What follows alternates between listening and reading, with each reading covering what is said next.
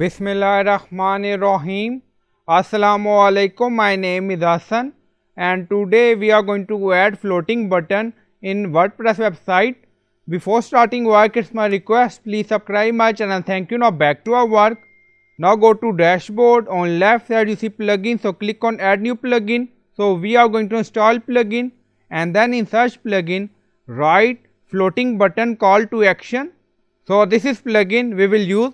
So you will install this plugin and activate it. Now click on activate. Now plugin is activated.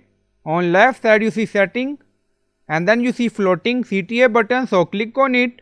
Now floating call to action button setting open. Scroll down. Now you see enable default button, enable the main default button and then you see button text. So you can add text according to your requirement and then you see link and then you see button style. Now you see multiple style. Now you see button preview. So you can select according to your requirement and then you see button color and then click on save changes. Now settings saved. Go to page and refresh the page. Now you see floating button in WordPress website using plugin.